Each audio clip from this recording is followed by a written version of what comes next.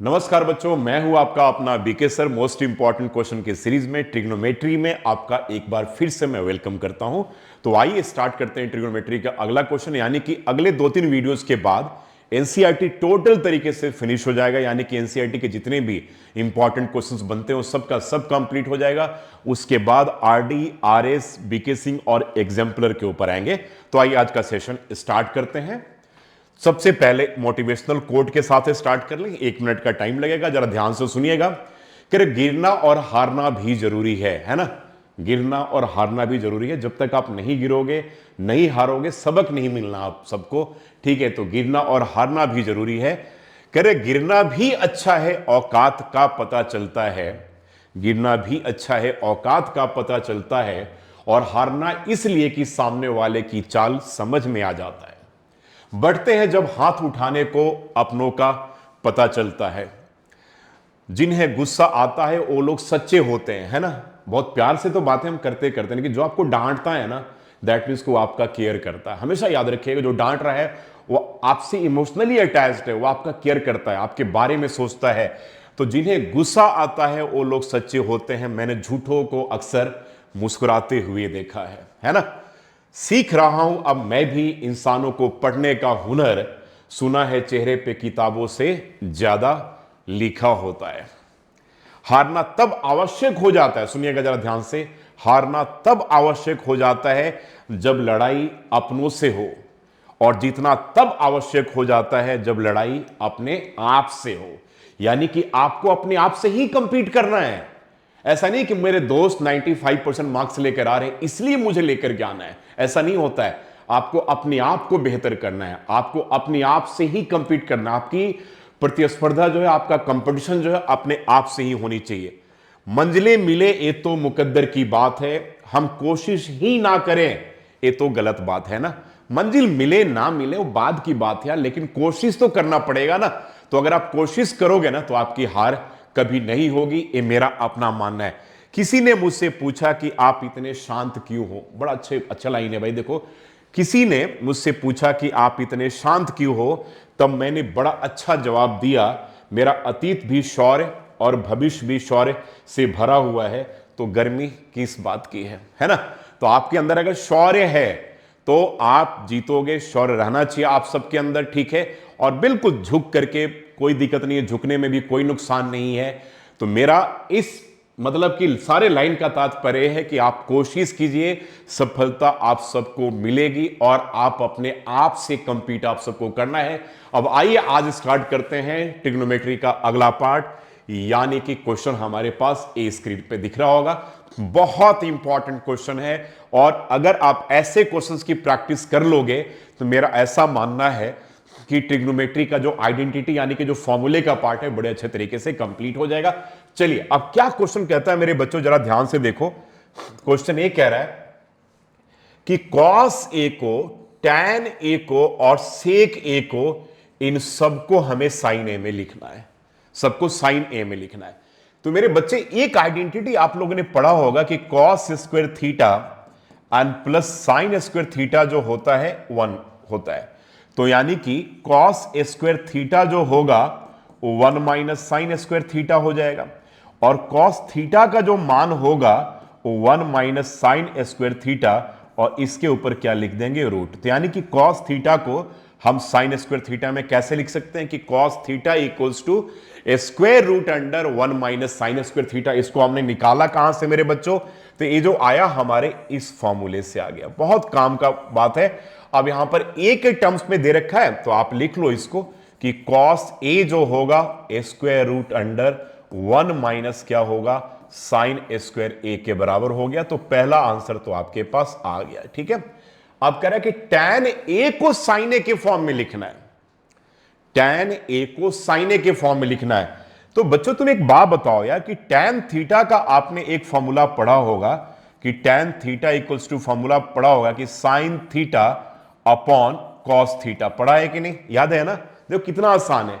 तो यार साइन ए में लिखना है ना, और कॉस ए को हम लिख चुके हैं, तो यानी कि इसको हम ऐसे भी लिख सकते हैं कि tan A equals to sine A upon cos A मेरे बच्चों। और कॉस ए की जगह पे आप क्या लिख चुके हो, ए लिख चुके हो, यानी कि फॉर्मूला क्या बन गया कि tan ए जो होगा वो साइन ए, और कॉस ए की जगह पे आपने ए लिखा हुआ है, यानी कि √1 माइनस ए क्या हो जाएगा, साइन ए स्क्वायर ए। चलो जी, दूसरे का भी आंसर आ गया। कितना आराम से हम लिख रहे हैं, ठीक है। तो बस केवल आपको मेंटली स्ट्रांग रहना है, आने वाले टाइम में डरना नहीं है यार कि 3.5 महीने का 4 महीने का टाइम बच गया, हमने कुछ नहीं पढ़ाई करा है। सोचने में और यूट्यूब पे जाकर के हाँ वहां वीडियो को सर्च करने से कुछ नहीं मिलना है। तो आप केवल एक बार सिंसियरली प्रैक्टिस से स्टार्ट कर लीजिए, आपका पर्पस सॉल्व हो जाएगा। तो ये रहा कि भाई हमने कॉसे को लिख दिया, साइने में चेक करो, कॉसे साइने में आ गया, और टैने भी साइने के फॉर्म में हमारे पास अब यहां पर आ चुका है। ये टैने भी किसके फॉर्म में आ गया, साइने के फॉर्म। अब तीसरा क्या बच रहा, सेक ए। तो मेरे बच्चों सेक ए की अगर हम बात करें तो सेक ए जो होगा, देखो सेक ए क्या होता है, 1/cos ए, क्योंकि सेक थीटा और कॉस थीटा एक दूसरे के रेसिप्रोकल होते हैं। तो यानी कि सेक ए 1/cos ए, और cos ए का वैल्यू तुम ऑलरेडी लिख चुके हो, तो स्क्वायर 1/√1 माइनस क्या हो जाएगा, साइन ए स्क्वायर ए। तो चलो भाई हमने सबको लिख दिया, सेक ए को भी लिख दिया, टैन ए को भी लिख दिया और कॉस ए को भी लिख दिया। तो बहुत अच्छा और इंपॉर्टेंट क्वेश्चन बनता है। सब निकाला हमने, सबका निचोड़ यहां से था। एक ये फॉर्मूला हमने यूज किया, और एक tan theta sine theta by cos theta का फॉर्मूला यूज किया, और एक सेक थीटा 1/cos थीटा का फॉर्मूला यूज किया, ठीक है। तो इस तरीके से सारे फॉर्मूलेस का आपका रिवीजन भी होता चलेगा। अब आ जाओ अगले क्वेश्चन में। नेक्स्ट क्वेश्चन क्या कहता है कि express the trigonometric ratios sine A, sec A and tan A in terms of cot A. अब इन तीनों को हमें कॉट ए के फॉर्म में लिखना है। तो चलो भाई सबसे पहले साइन ए से हमें कॉट ए में पहुंचना है, साइन ए से कॉट में पहुंचना है। देखो साइन थीटा से तुम कॉसेक थीटा में जा सकते हो, है ना। साइन थीटा से तुम कहां जा सकते हो, कॉसेक थीटा में। क्यों, क्योंकि साइन और कॉसेक एक दूसरे के रेसिप्रोकल होते हैं। तो मेरे बच्चे साइन को हम लिख सकते हैं 1/cosec, और एक आइडेंटिटी आप लोगों ने पढ़ा होगा कि cot A square theta plus 1 equals to cosec A square theta, है ना बेटा। तो इस केस में कॉसेक थीटा जो होगा square root under cot square theta plus 1 होगा। तो कॉसेक से हम कॉट में चले गए कि नहीं, कॉसेक से कॉट में गए कि नहीं, तब कॉसेक ही आ गया। तो यानी कि 1/स्क्वायर रूट अंडर कॉट स्क्वायर ए प्लस 1 आ गया। ए आ गया, आप किस में आ गए, साइन ए से कॉट ए के में आ गए, कॉट में आ गए। देखो ना, साइन ए से हम कॉट में आ गए। अब कह रहे कि सेके से हमें कॉट में जाना है भाई, सेक ए से कॉट में जाना है। आप जरा देख लो, अब सेक से हमें कॉट में पहुंचना है, टैन ए तो बहुत आसान है। तो एक काम करते हैं कि सेक ए से हमें कॉट में पहुंचना है। अब जरा देखो क्या करेंगे। अब अगला मैं एक आइडेंटिटी आपके सामने लिख रहा हूं, जरा ध्यान देना। ये आ गया, और एक फॉर्मूला आपने ये भी पढ़ा होगा कि tan square theta plus 1 equals to क्या होता है, सेक स्क्वायर थीटा होता है कि नहीं। tan स्क्वायर थीटा प्लस 1 क्या होता है, सेक स्क्वायर थीटा। तो यानी कि मेरे बच्चे जब तुम सेक थीटा लिखोगे तो ए स्क्वायर रूट अंडर क्या हो जाएगा, tan स्क्वायर थीटा प्लस 1। देखो तो कॉसेक से हम कॉट में चले गए, और सेक से हम tan में आ गए, है ना। सेक से हम क्या आ गए, tan थीटा में आ गए। यानी कि अब क्या करें भाई कि सेके को हमें कॉट ए के फॉर्म में लिखना है, ठीक है। तो सेके को कॉट के फॉर्म में हम कैसे लिखेंगे, जरा ध्यान दो। अब चलो, अब इस tan से हम कॉट में बड़े आराम से जा सकते हैं। कैसे जाएंगे भाई, तो tan थीटा आपको पता है कि tan थीटा क्या होता है, 1/cot थीटा होता है। तो यानी कि 1 क्या हो गया, एक कॉट स्क्वायर थीटा प्लस 1, ठीक है। दिस इक्वल्स टू क्या हो गया, ए सेक थीटा हो गया। अब इसको जब तुम आगे करोगे तो ये क्या बनेगा, बताओ तो जरा मुझे। 1 plus cot square theta, 1 plus cot square theta upon cot square theta equals to क्या हो गया, सेक थीटा। अब आ गया, चेक कर लो तुम्हारे पास कितना आराम से आ गया। यानी कि सेक थीटा को हम लिख सकते हैं square root under 1 plus cot square theta, और एक कॉट स्क्वायर थीटा रूट में है तो बाहर जाएगा, तो क्या बन गया, एक कॉट थीटा आ गया। अब आपके पास यहां पर एक टर्म में दे रखा है, तो आप एक टर्म में लिख लो, कोई प्रॉब्लम नहीं। आप यहां पर हर जगह थीटा के जगह पे क्या लिख लो, एक ए लिख लो, यहां भी ए लिख लो, और यहां भी क्या किया हमने, सेक ए। तो आगे देखो, सेक ए से हम कहां पे चले गए, कॉट ए में चले गए, ठीक है। चलो अब अगला पार्ट क्या करें कि tan a को हमें cot a में लिखना है भाई। तो मेरे बच्चों tan a जो है वो तो सीधा cot a का ही रेसिप्रोकल होता है, तो 1 क्या हो गया cot a, तो a आपका आ गया आंसर। तो ठीक है, तो tan a cot a में आ गया, sec a भी cot a में आ गया, ठीक है, और sin a भी आपके पास क्या हो गया cot a में आ गया। बहुत अच्छा और एक इंपॉर्टेंट क्वेश्चन आप सबके लिए बनता है।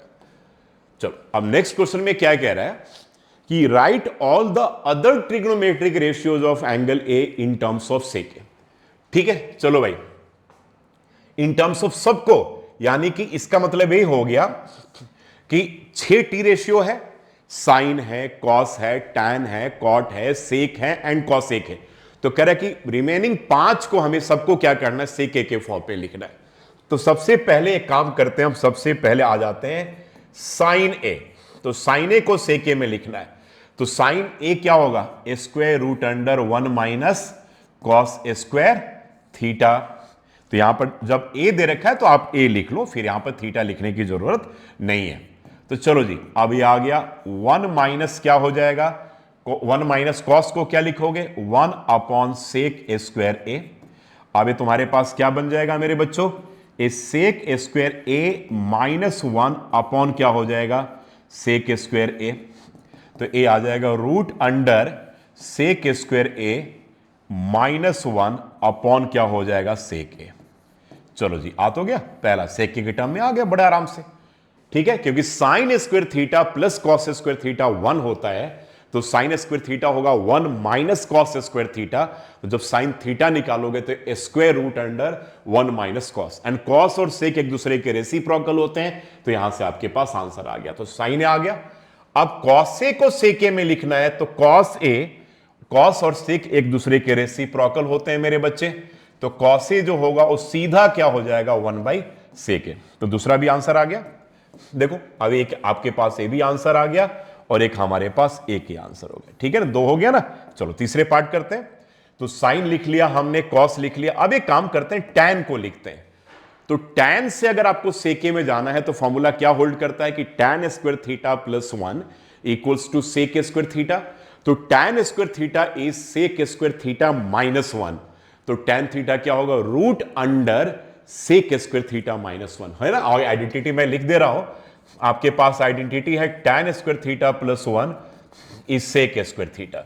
तो मेरे बच्चे टैन स्क्वायर थीटा जो होगा वो क्या हो जाएगा सेक स्क्वायर थीटा माइनस 1। तो टैन थीटा जो होगा रूट अंडर ए क्या हो जाएगा सेक स्क्वायर थीटा माइनस 1। आ गया ना टैन थीटा सेक थीटा के फॉर्म में।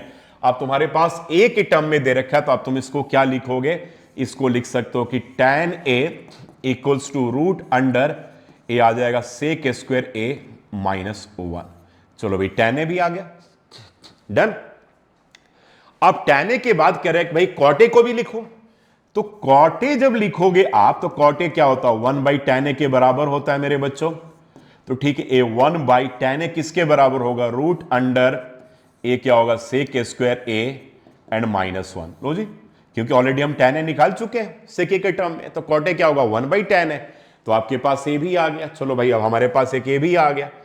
तो कॉस ए आ गया। अब क्या हो गया कॉस ए को लिख दिया, देखो हमने सेक ए के टर्म में पहला हो गया।